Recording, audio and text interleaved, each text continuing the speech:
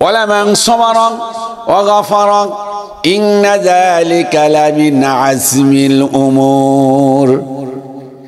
ওয়ালামান সাবারা, যে ব্যক্তি সবর করলো, ইখতিয়ার করলো, ধৈর্য ধারণ করলো। ওয়ালামান গাফারা, আর যে ব্যক্তি মানুষকে ক্ষমা করে দিল। আল্লাহ পাক বলেন ইন্না যালিকা লামিন আজমিল উমুর, নিশ্চয় এটি নিঃসন্দেহে এটি দৃঢ় প্রত্যয়ের কাজ। অতএব আমার ভাইরা, সবর করুন, ইখতিয়ার করুন, ধৈর্য ধারণ করুন, মানুষকে ক্ষমা করুন। এর মধ্যে আল্লাহ পাক অসংখ্য বারাকা দান করেছেন। হযরত ইয়াকুব আলাইহিস সালাতু ওয়াস সালামের সন্তানেরা, তার আরেকটি সন্তান হযরত ইউসুফ আলাইহিস সালাতু ওয়াস সালাম, তিনি রাতের বেলায় স্বপ্ন দেখলেন যে চন্দ্র সূর্য তারকারাজি তাকে সিজদা করছে। ইয়াকুব আলাইহিস সালাতু ওয়াস সালামের কাছে যখন সন্তান বাবার কাছে শেয়ার করলেন, বাবা বললেন যে বাবা রে, খবরদার তুমি এই কথা কারো কাছে বলো না। হযরত ইউসুফ আলাইহিস সালাতু ওয়াস সালাম ছোট্ট শিশু, কিশোর বাচ্চা, না বুঝতে পেরে সে তার বইমাত্র ভাইদের কাছে বলে দিল। বইমাত্র ভাইরা স্বপ্নের কথা শুনে তারা ঈর্ষান্বিত হলেন, তারা রাগান্বিত হলেন, ক্ষোভে পড়ে গেলেন। এবার ইউসুফ আলাইহিস সালাতু ওয়াস সালামের বিরুদ্ধে ষড়যন্ত্র শুরু করলেন। ইয়াকুব আলাইহিস সালাতু ওয়াস সালামকে বললেন, আমাদের ভাই ইউসুফকে আমাদের সঙ্গে পাঠিয়ে দেন, আমরা গরু ছাগল ভেড়া প্রতিপালন করে রাখি, তাই সেও রাখবে, আমাদের সঙ্গে খেলাধুলা করবে।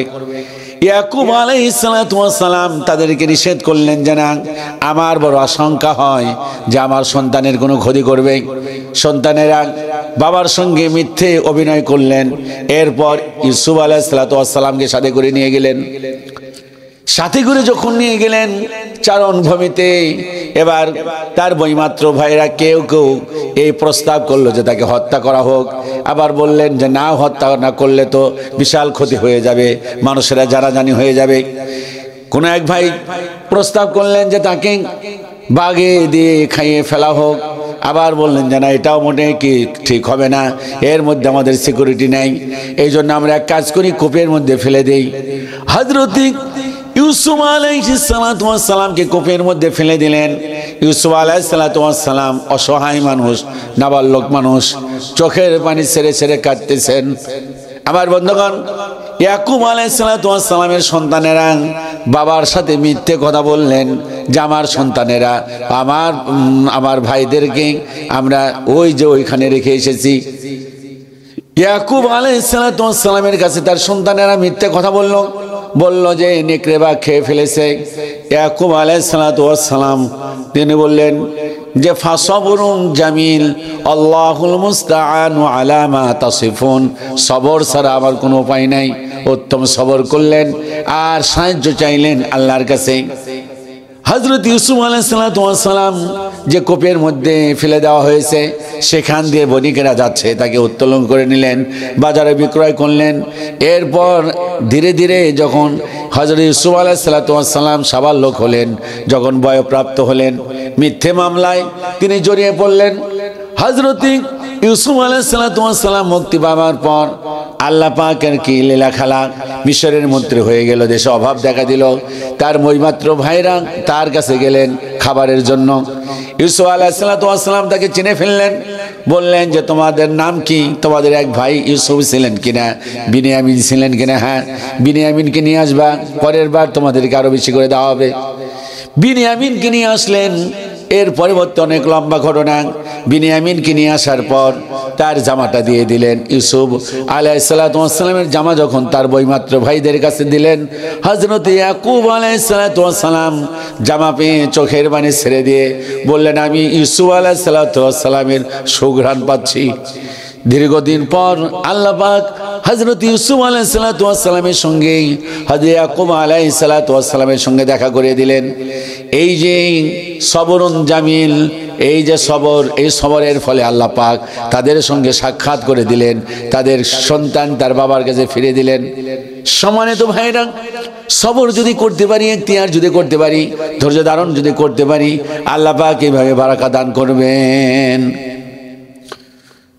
ইয়া আইয়ুহাল্লাযীনা আমানু ইসতাঈনু বিস-সাবরি ওয়াস-সালাহ।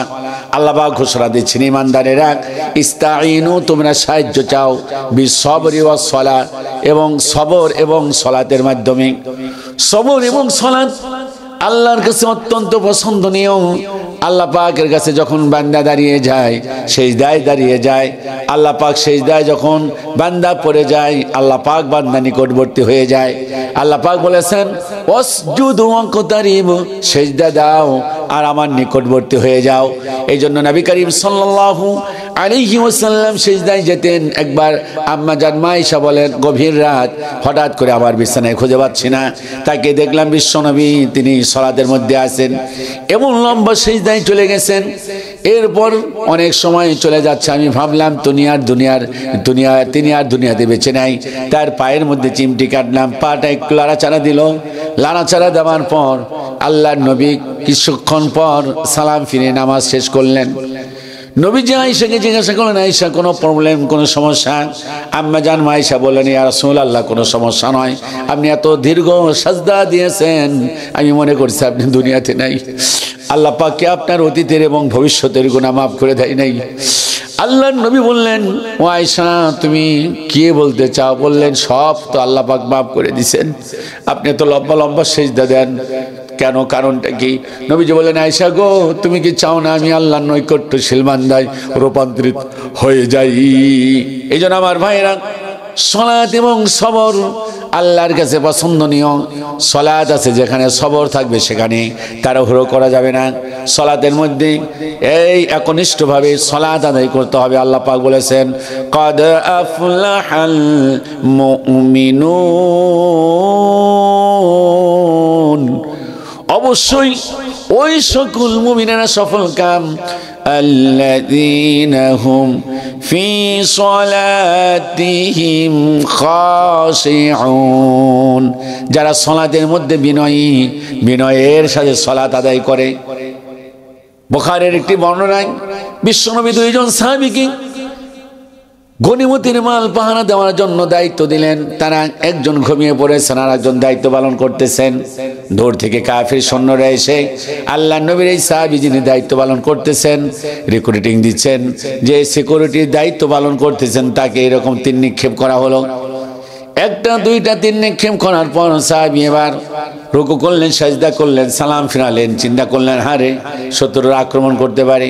পাশের যে সাহাবী ছিলেন তাকে ডাক দিয়ে বললেন, ও আল্লাহর নবীর সাহাবী দায়িত্ব পালন করুন। উনি দেখলেন তিনটা তীরগুলো টান দিয়ে বের করলেন আর বললেন, ও আল্লাহর নবীর সাহাবী আমার ভাই, মেহেরবানি করে বলেন প্রথম তীর পড়ার পর আপনি কেন আমাকে ডাক দিলেন না? উনি বললেন, আহানি আমি যে নামাজে দাঁড়িয়েছিলাম, নামাজের মধ্যে যে মজা পেতেছিলাম, আরে আমার উপরে যদি শত সহস্র তীর এসে বিধত, আল্লাহর কসম আমি নামাজ ছেড়ে দিতাম না। আল্লাহ